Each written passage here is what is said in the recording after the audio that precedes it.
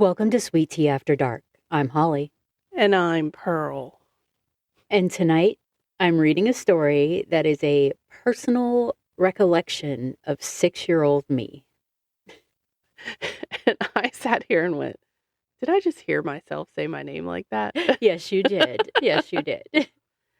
Raw. We're trying to go a little more, Well, I mean, it's Sweet Tea After dark. Dark. Right. So maybe we should ASMR it. I don't know. Sweet Tea After Dark. Tell us what you think. What do you want to hear? Do you want us to soothe you to sleep? Right. Or give you nightmares. Exactly. Which one? So either way, light a candle, lock the door, and get under the covers. Because on nights like this, even shadows have secrets. I was like, I was waiting for it. There we go. So we are going to just jump into this, I guess. This is our first After Dark, so let's go.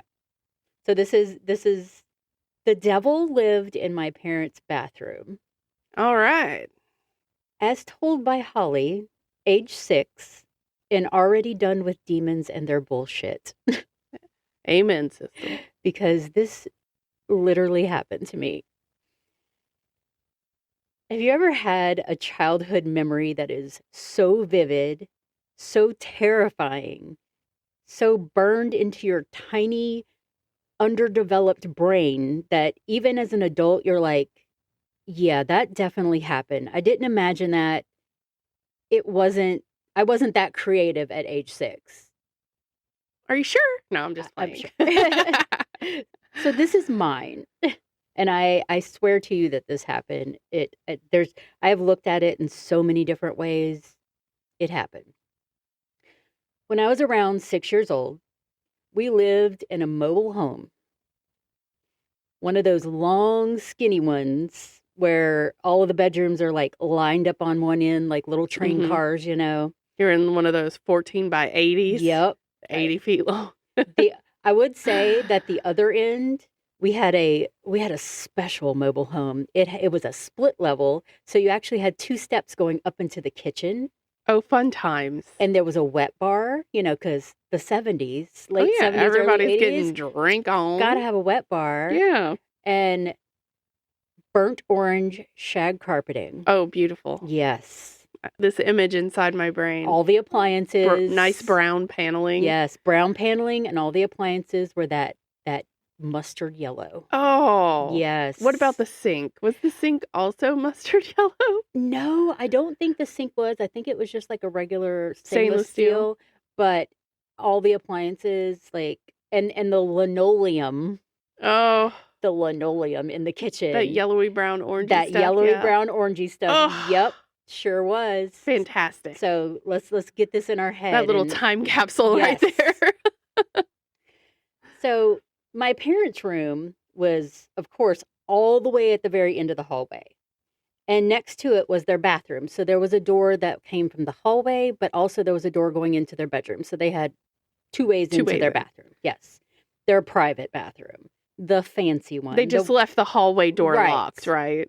Most of the time. Because that's what my parents did. Yeah, most of the time because they didn't want us to go in there. Because, that's the one with the good towels that you weren't allowed to touch. Right. And the fancy little soaps that nobody used, but my mom had to have them in there. Mm-hmm. Still wrapped. Yes, still wrapped in the plastic, little seashells. Yeah. They were there. So normally, we didn't have to go anywhere near it. We had our own, me and my siblings, we had the Jack and Jill bathroom in between our rooms. And it wasn't like a fancy bathroom. It was just a regular sink, toilet, bathtub type bathroom. So one summer, though, the toilet broke.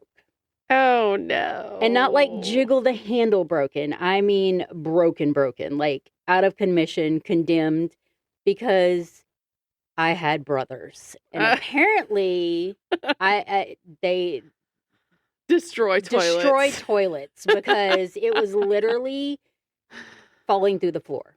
Oh my gosh. Okay. I don't know what they did, but maybe they peed around it. I don't know. And it just got all rotten. But I mean, it happens. The seal breaks, it leaks. So, and that's what was happening. So we could not use that toilet at all.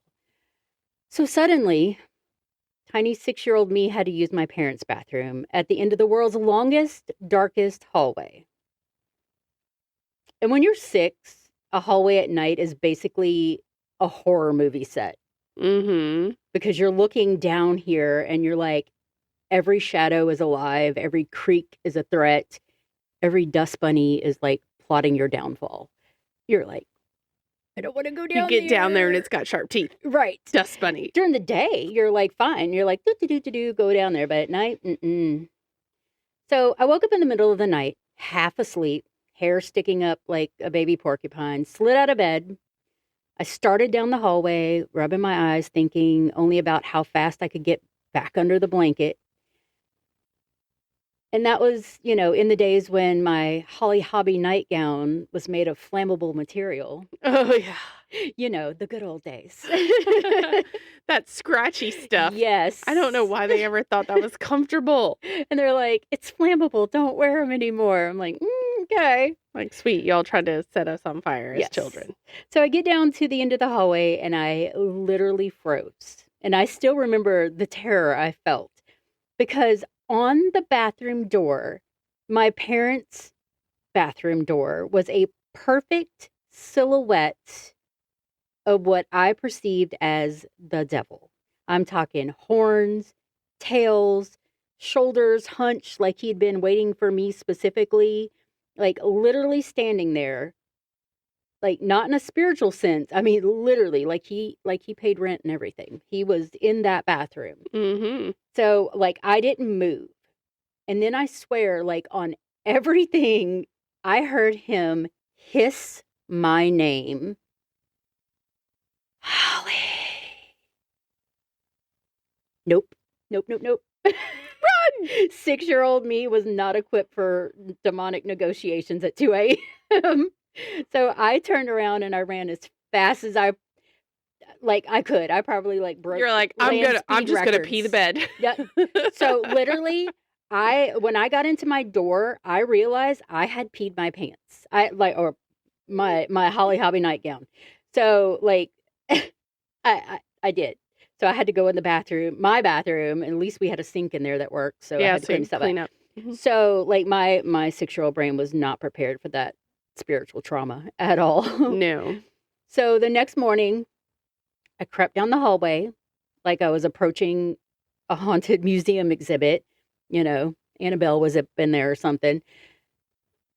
There was sunlight, so everything looked normal. No devil, no silhouette, no hissing, because that freaked me the hell out when he said my name. Just a regular bathroom door. So I was like, whew, okay. Maybe it was one of my brothers. Maybe they were trying to freak you out. Freak me out because they heard me coming down the hall. And they accomplished that if that were the case. Maybe I was dreaming. Maybe Satan had just clocked out early and he didn't work the day shift or something. But he wasn't in there, so I went and peed, did my thing, washed my hands like a responsible child. A couple nights later, woke up again, and this time I was determined. I was brave. I was going to go down there. I had some confidence. I was like, there was nothing there when I got up. There was nothing there. I'm fine. Everything's good. Marched down the hallway like I was about to fight for my honor. I tiptoed up to the bathroom door, kind of held my breath. There was no devil, no silhouette, no hissing. Okay, so it was just my imagination. I went in, I did my business, did all that stuff. And we had there was a little night light in there, but I had flipped the big light on, of course, because, light repels the devil. So I turned the light off and the glow of the little night light came on. I stepped out of the bathroom and that's when I saw him. Not on the door this time, but standing at the other end of the hallway right by my bedroom door. A tall, dark figure. He was perfectly still, perfectly shaped. I saw the horns and everything. It was like a slow motion thing in my brain. And it was like a standoff. We were just standing there staring at each other. And then I heard him hiss my name again. I literally screamed, like busted up in my parents' room, launched myself on the bed like a missile. My dad jumped up half asleep, ready to fight like whatever demon I had brought with me. He checked the hallway, my bathroom, my room, nothing. No devil, no silhouette, no hissing, just me like having a meltdown. Totally freaking out. Right, right. So the rest of the summer is what I like to call the Bladder Olympics. From that night on, until our bathroom finally got fixed, I refused to go down that hallway after dark.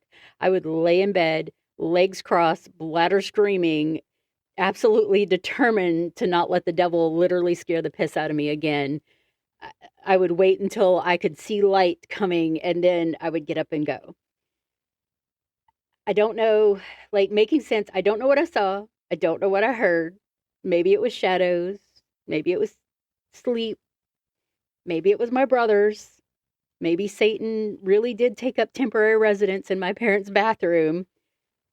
But to this day, if a hallway is too long and too dark, I'm holding it just in case. You're like, I'm not going to do it. Not going to do it at all. But, you know, if you are still with us here, thank you for walking down the dark hallway with us. Right. Yes. When you were little and living in a place like that, because you know what we lived in. Yeah, and it was kind of like the mobile home you lived in. Basically set up the same way, minus the steps up into the kitchen, because I think it was an 80s model. And the washer and dryer was in the hallway. Yep, same thing. So I used to like lay in my room because my brother shared the room on one side, and then I had my own room because I was the only girl. Yes. Lucky me. But I used to lay in there and like look at the shapes in the paneling and see faces. Yep, I used to do that like too. Feet and all kinds of weird stuff. Yes, you would see like all these wood grain, like little weird things, and same thing. So I'm like, I really feel like they build these things to freak you out. At least back then. Yeah. I mean, it's not a thing now. Y'all don't get all these brown paneling looking things. Yes. They're built with drywall and crap now, but that brown paneling was hideous. That was hideous. Horrendous. And your clothes, if you leaned against the wall or anything, or you brushed against the wall trying to get past somebody in the hallway, like it's like causing pills on your shirts and pulls and because it had these little ridges in between it, and they were like rough. Yeah, and they would just catch everything, and it's like your hair would get stuck in there. It's like, gosh, these are dangerous. The whole place is dangerous. Yes. Let us know if you grew up in a mobile home like this, or if you had any like demonic, encounters in your parents' bathroom, or anywhere else, in there. Yeah. Yep. And before we turn the lights out tonight, if you have a story that's brewing, something strange, something personal, something that keeps you up after dark, like we definitely want to hear it. Yeah. Spill the tea. Share it with us. You can send us an email at holdmysweetteapodcast@gmail.com. Yes. You can always message us on social media. And if you guys don't like find the little form to follow along anywhere, which we need to post that on Facebook too. Yeah, we'll post it on Facebook, and then I'll attach it to this episode. So wherever you're listening, you'll see the And if you don't form. see it, you can send us the message, and we'll ask questions if we need more info. Yes. And just like I told this, that's all you got to do. Tell your story. Yep. You don't have to be as funny as me, but But I know a lot of y'all are like hilariously with trauma. So let it out. We all are like that, especially at our age. That's how we cope with things. Yeah. We just laugh it off. Like we weren't the kids crying because we didn't get the participation trophy. We just we swallowed our trauma. Right. We swallowed it and turned it into jokes. Right. Yep. So, but yeah, absolutely. So, and until then, keep your tea sweet, your nights spooky, and keep your stories coming because we want to hear from you. That's right. Yeah. Sentiment. Good night, y'all. Good night. Bye. Bye.